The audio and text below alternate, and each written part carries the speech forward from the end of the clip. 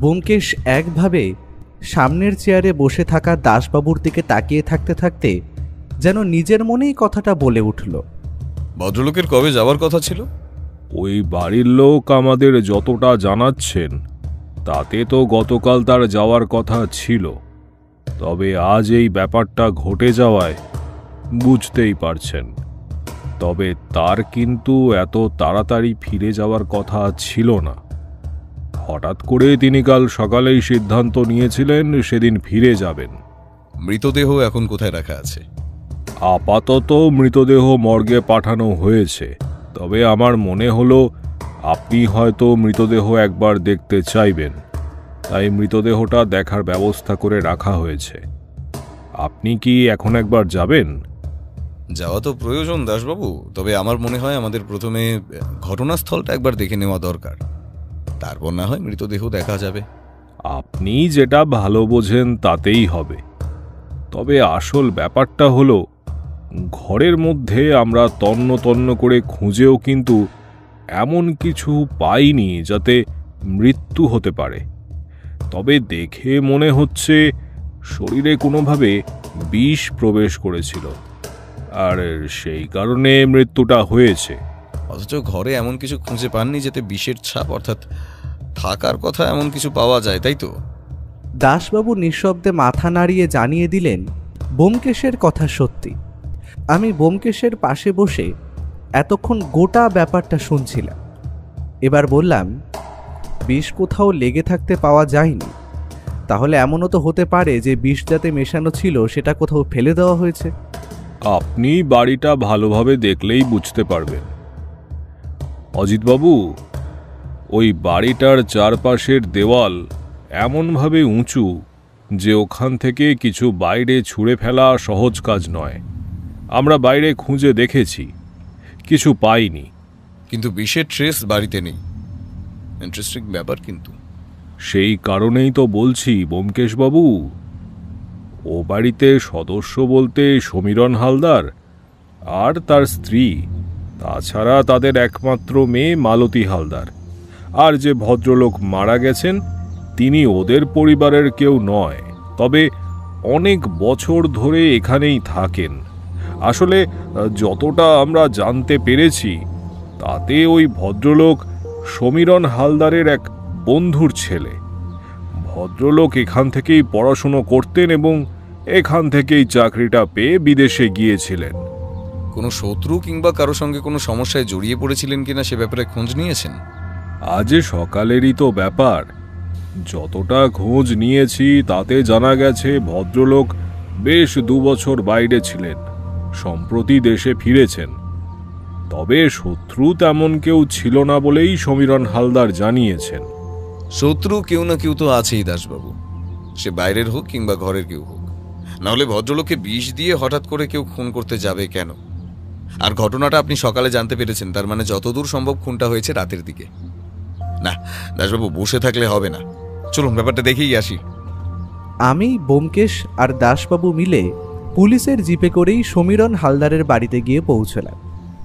বাড়ির সামনে দাঁড়াতেই কিন্তু মনে হলো এমন অদ্ভুত ধরনের বাড়ি এর আগে খুব একটা দেখিনি। বাড়ির সামনের দিকে উঁচু দেওয়াল প্রায় 2 মানুষের চেয়ে উঁচু। এ বাড়িতে চোর ঢুকতে গেলে তাকে যে বেশ কসরত করে ঢুকতে হবে তা বোঝা যায়। তাছাড়া বাড়ির বড় দরজার সামনে একজন দারোয়ানও আছে। সচরাচর যে বাড়িতে দারোয়ান দেখা যায় সে বাড়ি একটু বিত্তবান বলেই আমি ধারণা করে নিতে পারি। এ বাড়িতে দারোয়ান দেখেও সেই কথাটাই প্রথমে মনে হলো আমাদের। সাথে দাসবাবু থাকার জন্য দারোয়ান খুব সহজেই গেট খুলে আমাদের ভেতরে যেতে দিল। গোটা বাড়ির একটা বর্ণনা এখানে দেওয়া দরকার, সেটা আমাদের পরে কাজে লাগবে। গেট দিয়ে ঢুকে সামান্য খানিকটা জায়গা পেরিয়ে দোতলা বাড়িটা, তার পেছনের দিকে বেশ কিছুটা জায়গা আছে, তবে গোটা বাড়িটাই উঁচু পাঁচিল দিয়ে ঘেরা। বাড়ির পেছনের দিকে একটা রাস্তা চলে গেছে। বাড়ির পেছনে একটা পুরনো দিনের কুয়ো, তাছাড়া তার পাশেই একটা নতুন জলের কল। বাড়িটা দেখেই বোঝা যায় বাড়িটা বেশ পুরনো আমলে তৈরি। তার মোটা কড়িবর্গা এবং থাম সেই সাক্ষ্য দিচ্ছে। আমরা দরজার সামনে এগিয়ে যেতেই বাড়ির ভেতর থেকে এক ভদ্রলোক বাইরে বেরিয়ে এলেন। তিনি হয়তো গেটের সামনে দারোয়ানের সাথে দাসবাবুর কথাবার্তা কোনোভাবে শুনতে পেয়েছিলেন। তিনি এগিয়ে এসে বললেন, আপনি কি কিছু খবর পেয়েছেন? আর মৃতদেহ কখন ছাড়বে বলতে পারবেন? আমাকেই তো আনতে যেতে হবে। মৃতদেহ আমার মনে হয় আজ ছাড়া যাবে না, তবে ছাড়ার আগে আপনাকে টেলিফোন করে দেওয়া হবে, আপনি মর্গে পৌঁছে যাবেন। তবে ব্যোমকেশবাবু এই কেসটার বিষয়ে কিছু কথাবার্তা বলতে আপনার কাছে এসেছেন। আশা করি এতে আপনার কোনো অসুবিধা নেই। অসুবিধা কেন থাকবে দাসবাবু? আমি তো নিজেও চাইছি তন্ময়ের এই অবস্থা যে করলো তার শাস্তি হোক। ছেলেটা বিদেশ থেকে মাত্র কয়েকদিনের জন্য থাকতে এলো, আর এর মধ্যে এত কিছু ঘটে গেল। ক্ষমা করবেন সমীরণবাবু, আমরা যদি ভেতরে গিয়ে বসে ব্যাপারে কথা বলতাম তাহলে খুব ভালো হতো। হ্যাঁ হ্যাঁ, অবশ্যই। আসলে এসব ব্যাপার ঘটে গিয়ে আমার মাথায় নেই সব। যাই হোক, আসুন, আপনারা ভেতরে আসুন।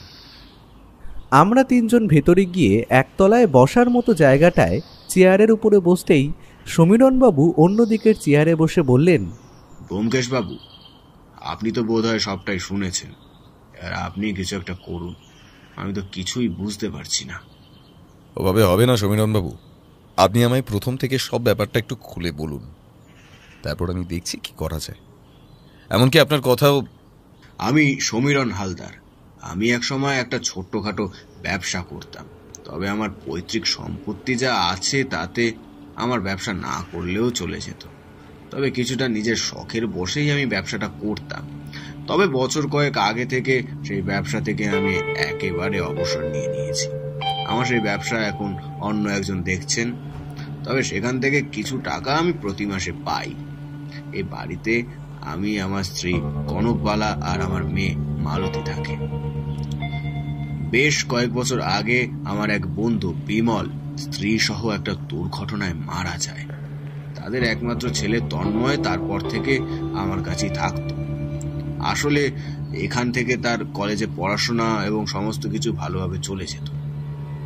সেই কারণে সে আমার এখানে এসে থাকতে শুরু করে।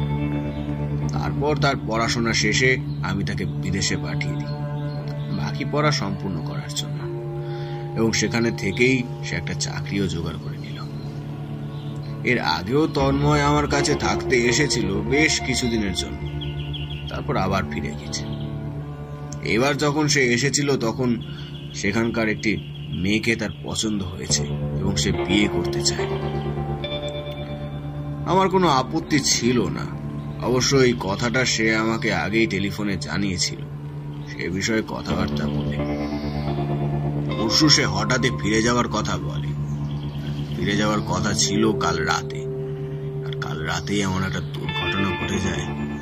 তন্ময়বাবু কাল রাতে কোন ঘরে ছিলেন? উপরের ঘরে মশাই। আসলে ওই ঘরটাতেই সে থাকতো, আর এখানে যতবার সে এসেছে ওই ঘরেই থেকেছে। মৃতদেহ সবার প্রথমে কে দেখেছিল? আমাদের বাড়ির সর্বক্ষণের যে কাজের লোক থাকে সে নিজেই দেখেছিল। আসলে সকালে বেশ তাড়াতাড়ি সে উঠে পড়ে, আর আজ যেহেতু তন্ময়ের ফিরে যাওয়ার কথা ছিল তাই সকালে তাকে ডাকতে গিয়ে দেখে এই অবস্থা। তারপর সে নিচে নেমে এসে আমাদের খবর দেয়। তারপর আমি আমার স্ত্রী উপরে গিয়ে দেখি তন্ময় নিজের ঘরের বিছানায় শুয়ে আছে, তবে তার শরীরে প্রাণ নেই। তখনই আমরা একজন ডাক্তারকে খবর দিই।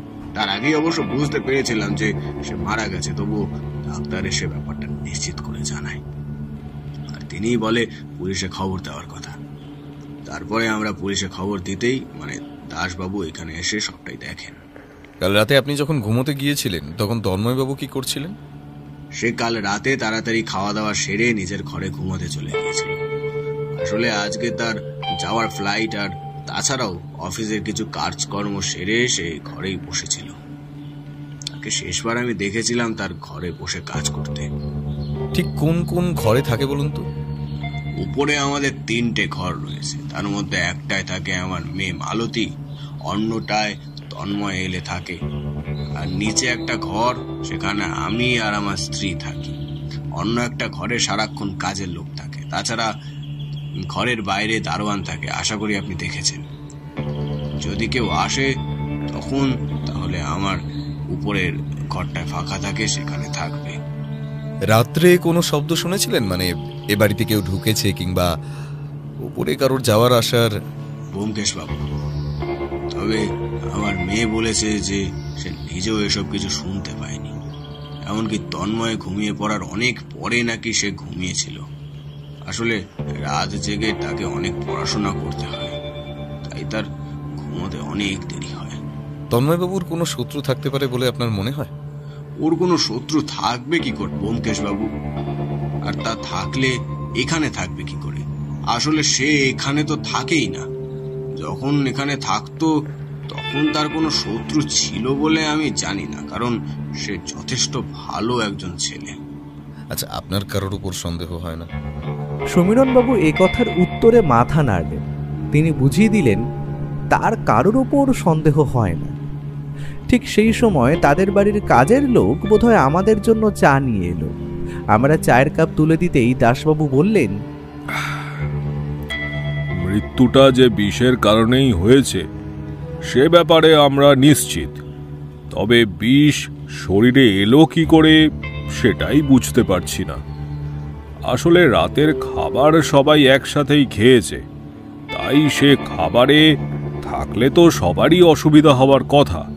তন্ময়বাবু কোনো নেশা, মানে সিগারেট কিংবা অন্য কোনো নেশা যেটা তিনি নিজের ঘরে বসে করতেন? তার কোনো নেশা আছে বলে তো আমি জানতাম না। ঘরে বসে বসে সে নেশা করত তাহলে তো আমি বুঝতে পারতাম। কাল রাতে শেষবার তন্ময়বাবুর সঙ্গে কার দেখা হয়েছে?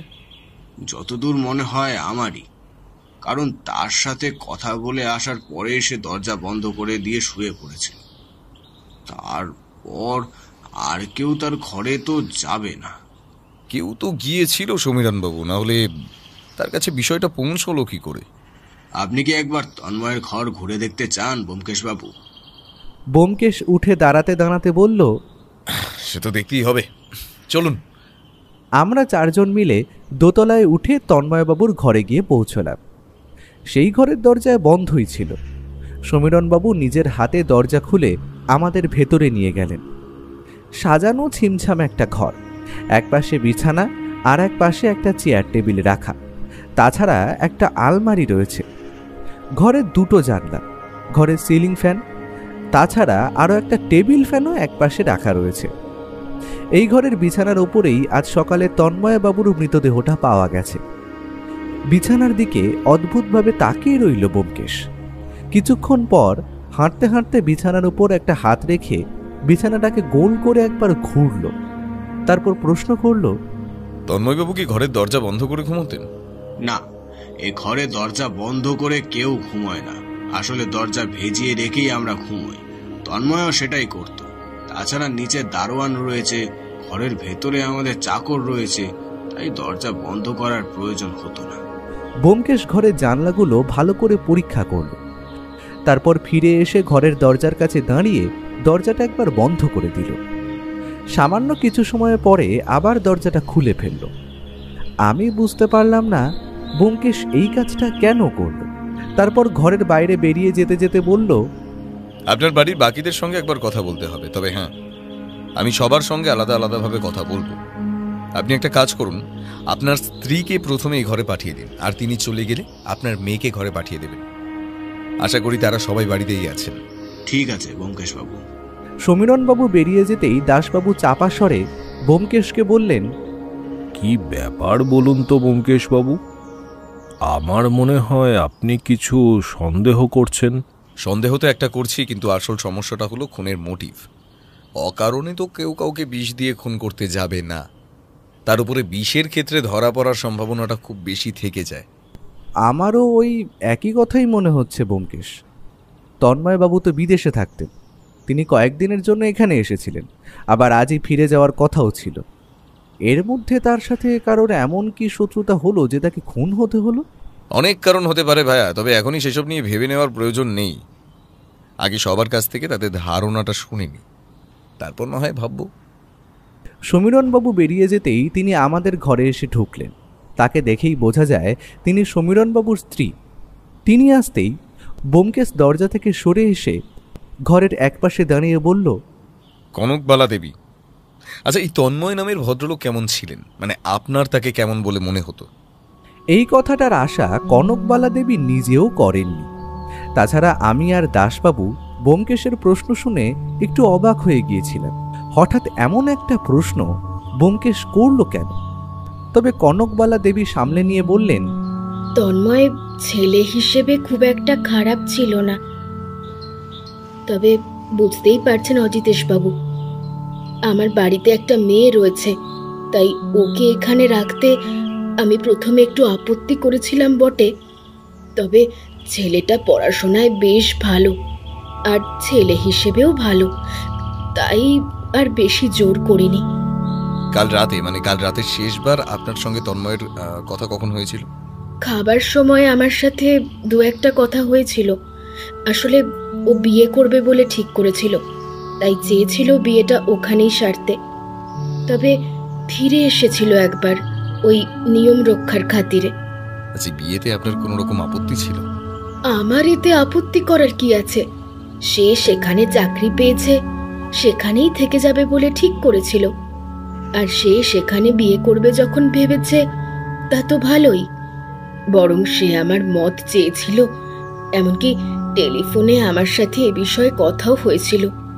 তখন তো আমি ওকে মতও দিয়েছিলাম। তার মানে এই সমস্ত ব্যাপারে আপনি খুশি ছিলেন। আচ্ছা, কাল রাতে কি আপনি তন্ময় বাবু শুয়ে পড়ার পরে উপরে কাউকে আসতে দেখেছেন? না। আচ্ছা বেশ, তাহলে আপনি এখন আসুন আর আপনার মেয়েকে একবার এই ঘরে পাঠিয়ে দিন। আমি তার সঙ্গে এই বিষয়ে কিছু কথাবার্তা বলতে চাই। মালতীকে আবার এই বিষয়ে টানছেন কেন ব্যোমকেশ বাবু? ও এসবের কিছুই জানে না। তা আমি জানি কনকবালা দেবী, তবে নেহাত জেরা করার জন্যই তার সঙ্গে কথা বলতে হবে। তবে তাকে আমি বেশিক্ষণ আটকে রাখবো না। কনকবালা দেবী একবার আমাদের তিনজনকে দেখে ঘরের বাইরে চলে গেলেন। তার একটু পরেই আমাদের ঘরে এসে ঢুকল সমীরণবাবুর মেয়ে মালতী। তার বয়স বড়জোর 20 কি 21 হবে। সুন্দর সুশ্রী মুখের ভাব, মাথায় লম্বা চুল, তাছাড়া মুখে একটা বেশ মাধুর্য রয়েছে। সে আমাদের ঘরে ঢুকে একটু ইতস্তত করে প্রশ্ন করল, অজিতেশ বাবু, আপনি আমায় ডেকেছেন? হ্যাঁ, তোমার সঙ্গেই তন্ময়বাবুর খুনের ব্যাপারে একটু কথা বলতে হবে। তুমি তো দোতলার ঘরেই ঘুমোতে। কাল রাত্রে তুমি কিছু শুনতে পাওনি? আসলে আমি ঘরের দরজা বন্ধ করে রাত জেগে পড়াশোনা করি আর তারপরে ঘুমোতে চলে যাই, তাই রাত্রে তেমন কিছু শুনতে পাইনি। আসলে রাত্রে আমি ঘরের বাইরে খুব একটা আসি না। তন্ময়বাবুর সঙ্গে তোমার কাল রাত্রে শেষবার কখন কথা হয়েছিল? তন্ময় দ্বারা চলে যাওয়ার কথা ছিল। কাল রাত্রে আমার ঘরে এসেছিল, আমার সাথে বেশ কিছুক্ষণ কথা বলে তারপর নিজের ঘরে ঘুমোতে চলে গেল। যদি তোমার আপত্তি না থাকে তাহলে ঠিক কি বিষয় নিয়ে তোমাদের কথা হয়েছিল তা কি জানতে পারি? না, তেমন কিছু না। এই আমার পড়াশোনা আর তাছাড়া তন্ময়দার বিদেশে বিয়ের ব্যাপারে এইসব কিছু নিয়েই কথাবার্তা হয়েছিল। তোমার কি কাউকে সন্দেহ হয়? না না অজিতেশ বাবু, তন্ময়দাকে যে কেউ খুন করতে পারে সেটাই তো ভাবতে পারছি না আমি। ঠিক আছে, তুমি এখন যাও আর তোমাদের বাড়ির কাজের লোক একবার পাঠিয়ে দিও। মালতী ঘর থেকে বেরিয়ে যেতেই দাসবাবু প্রশ্ন করলেন, কিছু বুঝতে পারলেন ব্যোমকেশ বাবু? একটাও সূত্র নেই দাসবাবু। একটা সূত্র থাকলে না হয় সেটার উপর ভিত্তি করেই যে কোনো একটা পথে তদন্তটা এগিয়ে নিয়ে যাওয়া যেত। আরে ওটা কি? আমি দেখতে পেলাম ব্যোমকেশ ঘরের একপাশে একটা বড় অ্যাটাচি বাক্সের দিকে এগিয়ে গেল। সেটা যে তন্ময়বাবুর সেটা আমি বুঝতে পারলাম। আসলে আজ বেরিয়ে যাওয়ার জন্য তিনি তার ব্যাগ গুছিয়েই রেখেছিলেন। ব্যোমকেশ চাপা স্বরে বলে উঠল, দাসবাবু দরজার সামনে দাঁড়িয়ে থাকুন, কেউ এলেই আমায় জানাবেন। ব্যোমকেশ এরপর একটা অদ্ভুত কাজ করল। অ্যাটাচি বাক্সটা খুলে তার ভেতর জামা কাপড়, কাগজপত্র, বই, এটা ওটা ঘাঁটতে লাগলো। বেশ কিছুক্ষণ এভাবে ঘাঁটাঘাঁটির পর একসময় সেটা আবার গুছিয়ে রেখে বন্ধ করে দিল। আমার মনে হলো ব্যোমকেশ বাক্সের ভেতর থেকে কিছু যেন একটা তুলে নিয়ে তার জামার আড়ালে লুকিয়ে ফেলল। তারপর যেন কিছুই হয়নি এমন একটা ভাব করে দরজার সামনে এসে দাঁড়াতে নিচ থেকে এবাড়ির কাজের লোককে আসতে দেখা গেল, যে আমাদের জন্য চা নিয়ে এসেছিল। ব্যোমকেশ তাড়াতাড়ি বিছানার একপাশে বসে পড়ল। আমরাও আর উপায় না দেখে বিছানার উপরে বসে রইলাম। লোকটা ঘরে ঢুকে হাত জোর করে আমাদের সামনে দাঁড়ালো। তোমার নাম কি? হরি স্যার।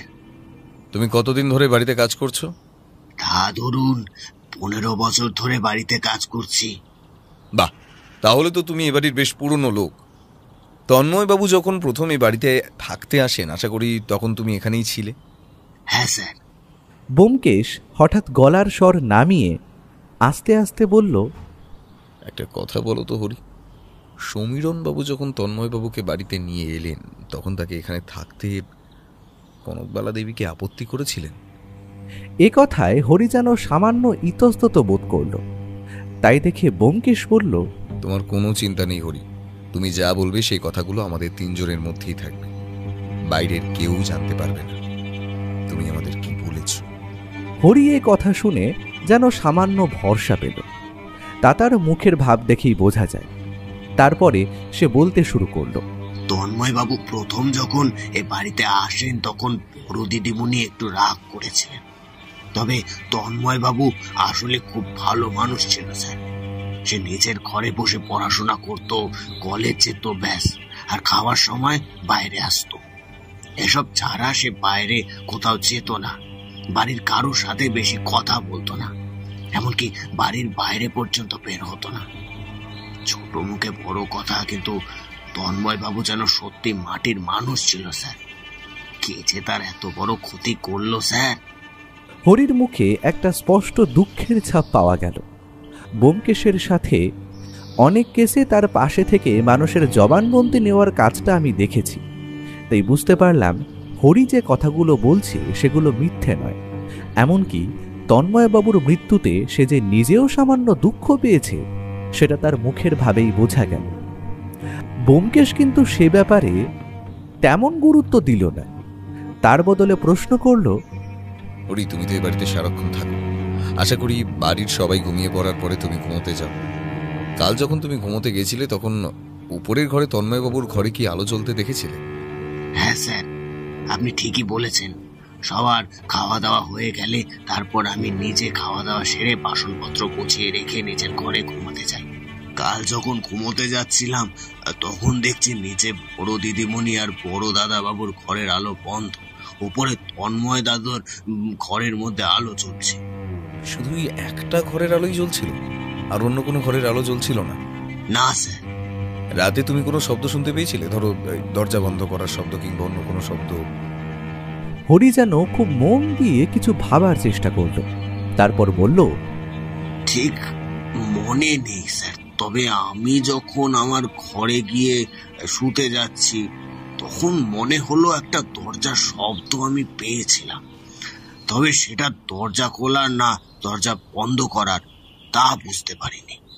হরির কথায় ব্যোমকেশের মুখে একটা আশার আলো ফুটে উঠল।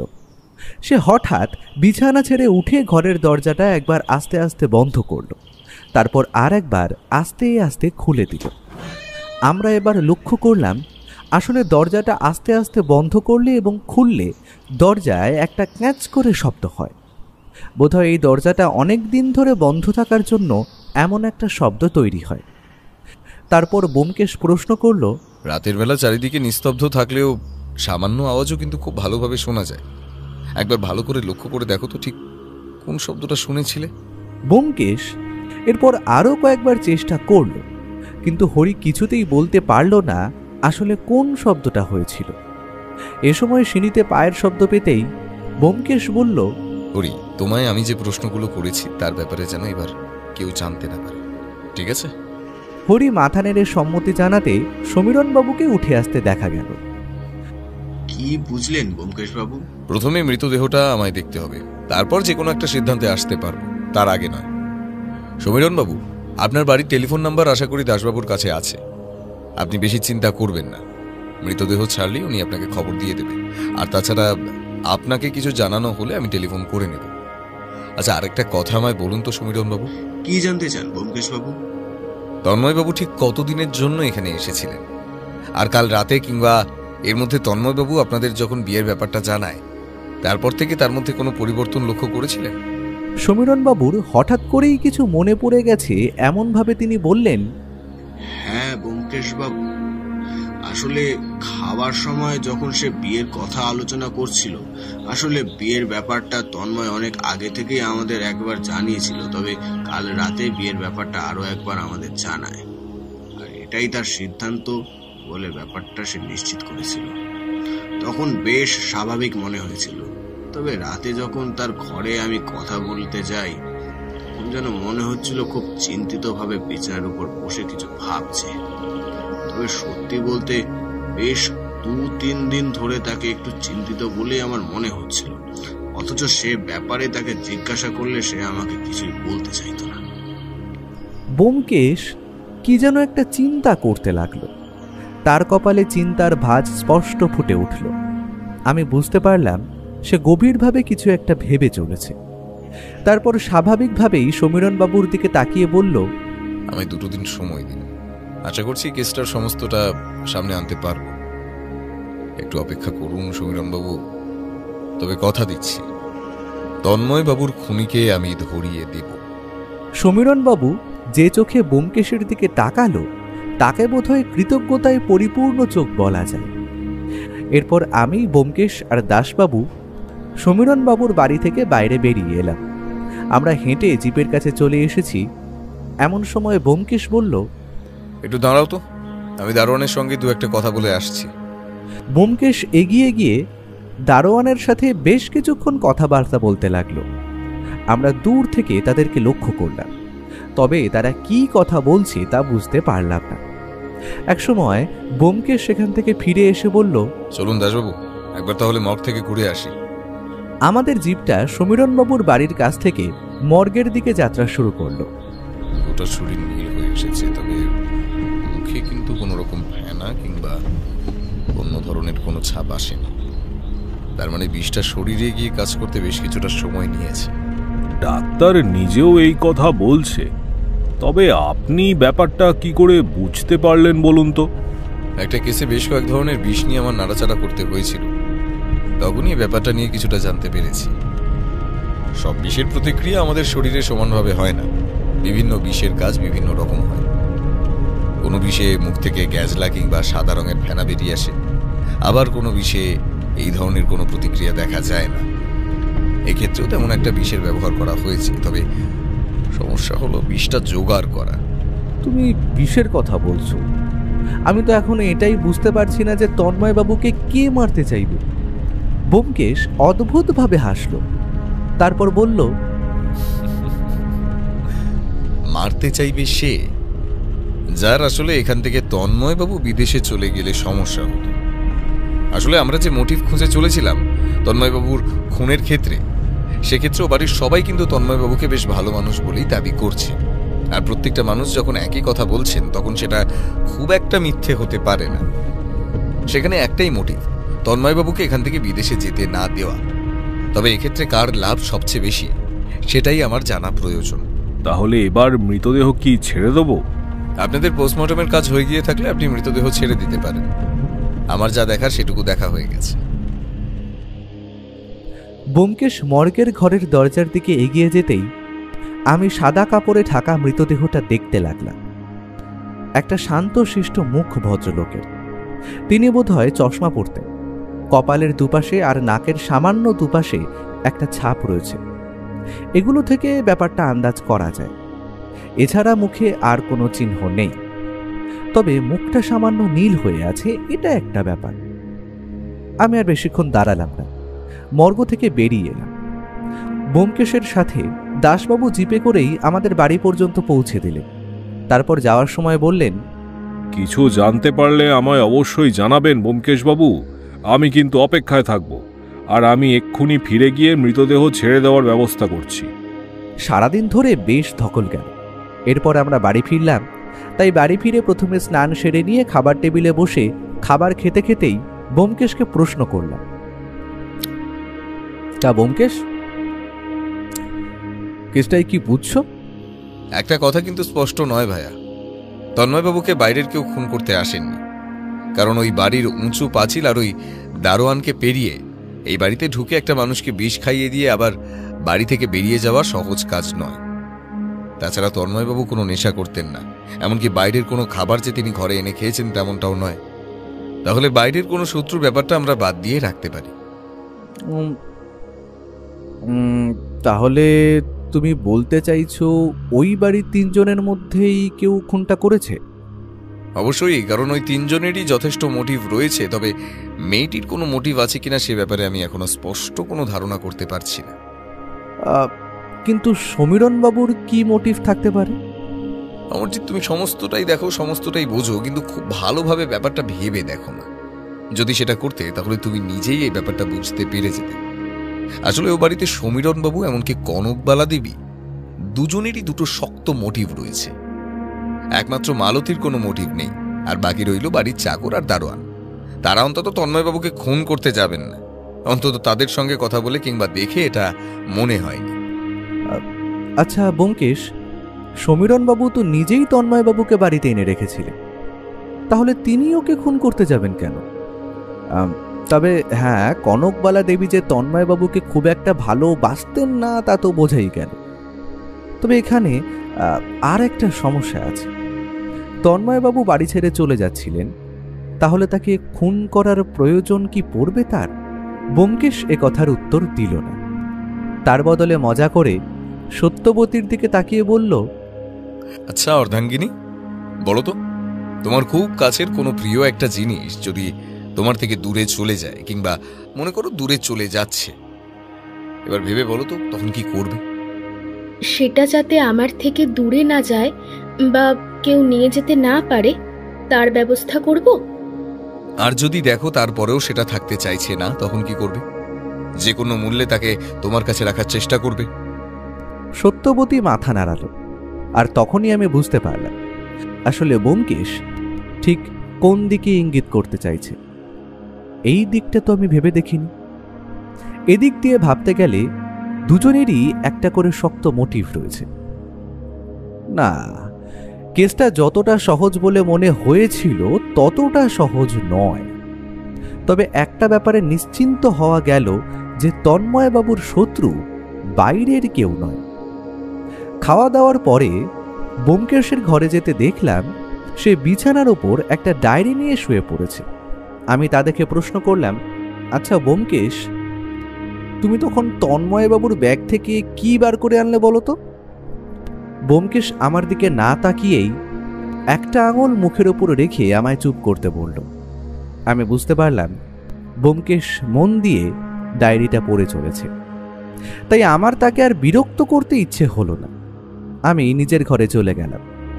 বেশ একটু ঘুমও এসেছিল, তাই এই সময় ঘুমটা নষ্ট করতে আর ইচ্ছে হলো না।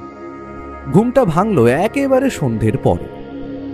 তখন ব্যোমকেশের ঘরে এসে দেখি সে আর নিজের টেবিলের উপর বসে নিজের ডায়েরিতে কি যেন লিখছে। আমি ঘরে ঢুকতে ঢুকতেই বললাম, তা ব্যোমকেশ, কিছু পেলে? কোন ব্যাপারে বলো তো? আরে তন্ময়বাবুর খুনের ব্যাপারে।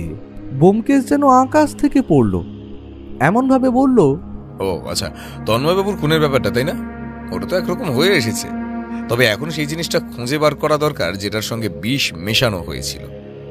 আমি অবাক হয়ে বললাম, খুনটা কে করলো সেটা কি জানতে পেরেছো?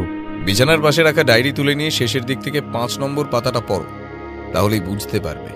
আমি ব্যোমকেশের কথা মতো ডায়েরিটা তুলে নিয়ে দেখলাম শেষের দিকে বেশ কয়েকটা খাতায় পাতা পেরিয়ে মাত্র 2 দিন আগের একটা তারিখের দিকে চোখ পড়ল। আসলে যেদিন তন্ময়বাবু মারা গিয়েছিলেন এটা তার আগের দিনের। ব্যোমকেশের হিসেব মতো 5 নম্বর পাতায় এসে পড়তে পড়তেই আমার মাথাটা কেমন ঘুরে উঠল। এমন একটা ব্যাপার যে হতে পারে তা আমি ভাবতেই পারিনি। আমি যা পড়ে চলেছি তার সব কি সত্যি?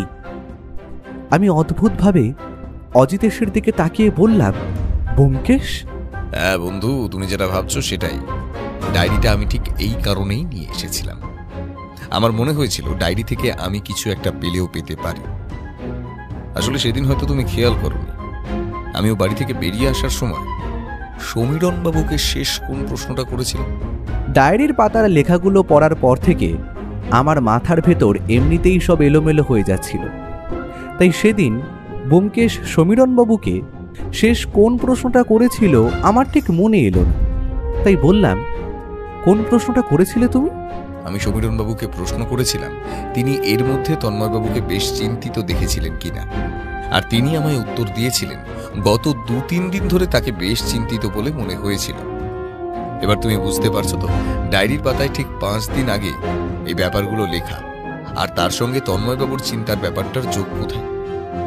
এবার তুমি যদি 4 থেকে 1 নম্বর পাতা পর্যন্ত পড়ো, তাহলেই বুঝতে পারবে আসলে আমি কি বলতে চাইছি। আমি ব্যোমকেশের কথা মতো বাকি ডায়েরির পাতাগুলো পড়ে ফেলতেই চমকে উঠলাম।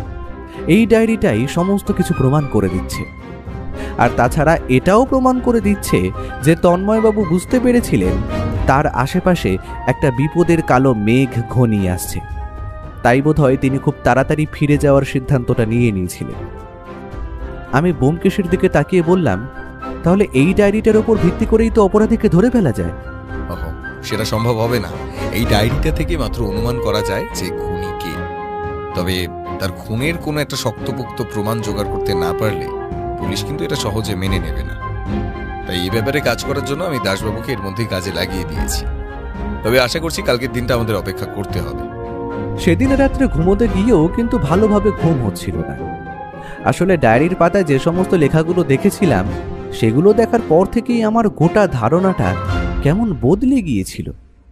আসলে খুনি যে ও বাড়ির মধ্যেই আছে তা আমি ব্যোমকেশের কথায় কিছুটা অনুমান করতে পারলেও এতটা ভাবতে পারি। তবে ও যে ঠিক কোন প্রমাণের জন্য অপেক্ষা করছে তা আমি বুঝতে পারছিলাম না। আর তাছাড়া এখনো আমায় কিছু বলতেও চাইছিল না, তাই আমি নিজেও সেই চেষ্টা করি। আমি অপেক্ষা করতে লাগলাম ব্যোমকেশের সেই প্রমাণটা হাতে আসার জন্য। পরের গোটা দিন একরকমভাবে কেটে গেল। তবে সন্ধ্যের দিকে দাসবাবুর টেলিফোন আসার পরেই ব্যোমকেশের মুখটা সামান্য উজ্জ্বল হয়ে এলো, আর আমি বুঝতে পারলাম ব্যোমকেশ সেই শক্ত প্রমাণটা জোগাড় করতে পেরেছে। আরও নিজেও সন্ধ্যার দিকে আমার ঘরে এসে বলল, বন্ধু, সব অনুমান মিলে গেছে, সমস্ত কিছু তৈরি। কাল সকালে আমরা একবার সমীরণবাবুর বাড়িতে যাব। তবে একটা জিনিস কিন্তু এখনো বাকি রয়ে গেছে। কি বাকি আছে? পুলিশের ডাক্তার জানাচ্ছিল তন্ময়বাবু শেষ যেটা খেয়েছিলেন সেটা হলো একটা মিষ্টি। তবে সেদিন রাত্রে সমীরণবাবুর বাড়িতে সবাই কিন্তু খাওয়া শেষে মিষ্টি খেয়েছিলেন, অথচ তন্ময়বাবুর সেই মিষ্টিটাতেই বিষ ছিল। আর আমি সমীরণবাবুর সঙ্গে কথা বলে জানতে পেরেছি যে মিষ্টিটা ওরা সবাই খেয়েছিল। সেই সব কটা মিষ্টি এক বাটিতেই ছিল, তাই সেখানে তার প্রভাব পড়বে, তার মানে আলাদা করে বিষ মেশানো হয়েছিল।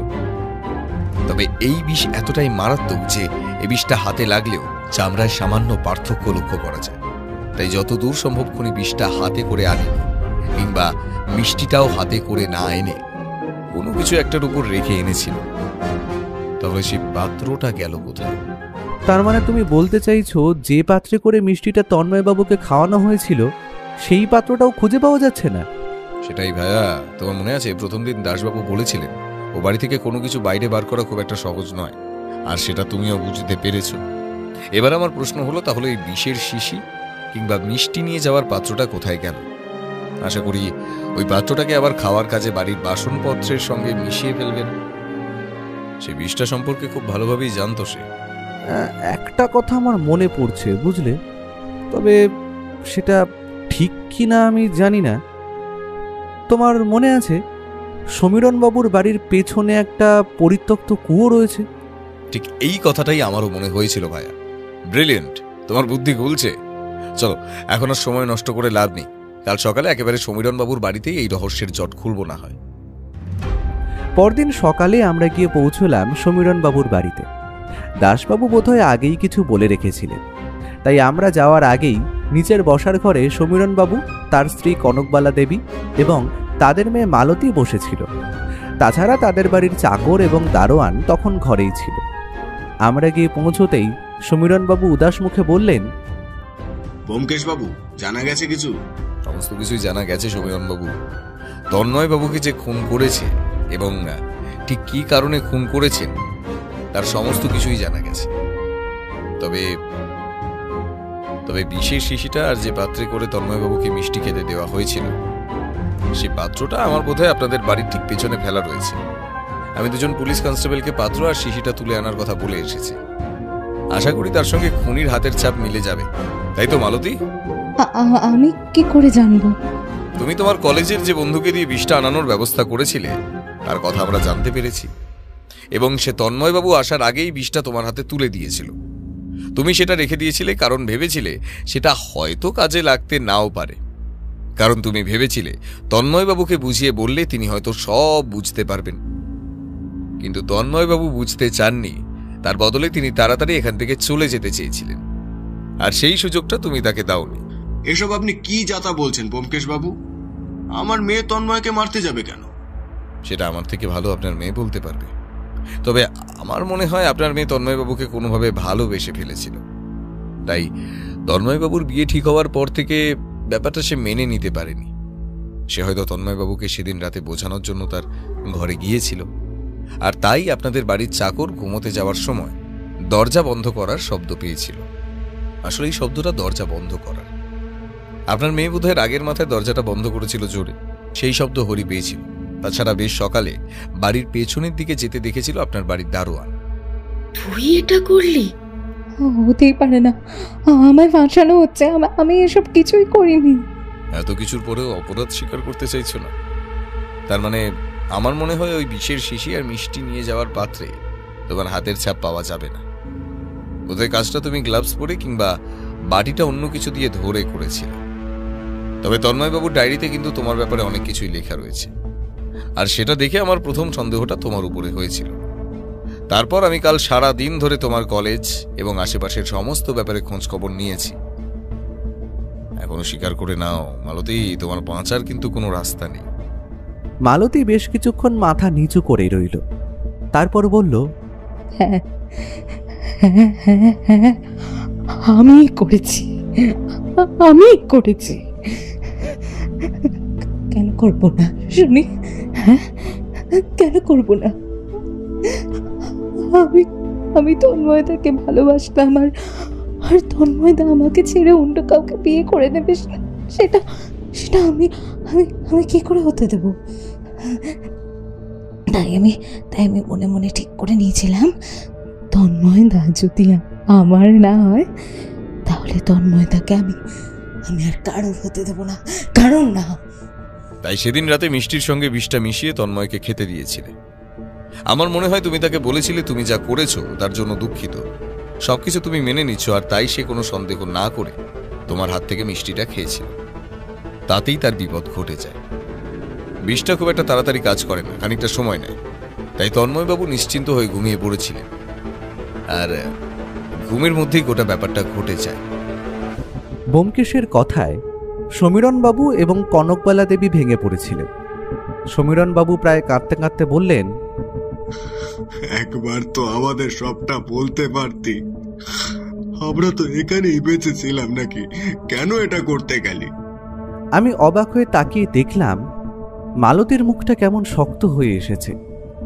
সে কিন্তু অন্যান্যদের মতো ভেঙে পড়েনি, তার চোখে জলের বিন্দু নেই। হঠাৎ করে এমন একটা ব্যাপার ঘটে গেল যে আমরা স্তম্ভিত হয়ে গেলাম। চোখের পলকে মালতীর বাঁ হাতে উঠে এলো একটা বিষের শিশি। সেই বিষের শিশি থেকে তার ভেতরের তরল পদার্থটা হঠাৎ করেই সে হাঁ করে গিলে ফেলল। এটা দেখে সমীরণবাবু আর ব্যোমকেশ তাড়াতাড়ি তাকে হাঁ করিয়ে মুখ থেকে জিনিসটা বার করার চেষ্টা করতে লাগলেন, কিন্তু ততক্ষণে তা খাওয়া হয়ে গেছে। গোটা ঘটনায় আমরা সকলেই স্তম্ভিত হয়ে গিয়েছিলাম। তারপরেও তাকে হাসপাতালে নিয়ে যাওয়ার ব্যবস্থা করা হলো, কিন্তু পথেই সে মারা গেল। গোটা ঘটনাটা যে এমন একটা পরিসমাপ্তি হবে তা আমি ভাবতেও পারিনি। বাড়ি ফেরার পথে সমীরণবাবু ব্যোমকেশের দুটো হাত শক্ত করে ধরে কাঁদতে কাঁদতে বলেছিলেন, কি হয়ে গেল ব্যোমকেশ বাবু, কি হয়ে গেল? সব হারালাম আমি, সব। ব্যোমকেশ সমীরণবাবুর হাত শক্ত করে ধরে বলেছিল, দেখুন যা হওয়ার সেটা তো আপনাকে মেনে নিতে হবে। এখন আপনি নিজেকে শক্ত করুন, সেটা তো আর আমাদের এখন কিছু করার নেই। সমীরণবাবু আর কনকবালা দেবীকে বাড়ি পৌঁছে দিয়ে আমরা বাড়িতে ফিরে এসেছিলাম। মালতীর মৃতদেহ পুলিশ নিয়ে গিয়েছিল। এমন একটা ঘটনার পর আমরা বাড়ি ফিরে নিজেদের ঘরে চেয়ারের উপরে থম মেরে বসেছিলাম। বৌঠান আমাদের ঘরে এসে ঢুকে আমাদের মুখ দেখে বলল, এই কি হয়েছে বলো তো? আমি আর ব্যোমকেশ দুজনেই বেশ কিছুক্ষণ চুপ করে রইল। তারপরে ও বলল, মেয়েটা যে এতটা শক্ত, এতটা সাহসী আমি ভাবতে পারলে আগে থেকে অন্তত কিছু একটা ভেবে রাখতাম। এরকম মেয়ে আমি খুব কমই দেখেছি, বুঝলে। আমাদের চোখের সামনে মেয়েটা আত্মহত্যা করে ফেললো, অথচ আমরা কিছুই করতে পারলাম না।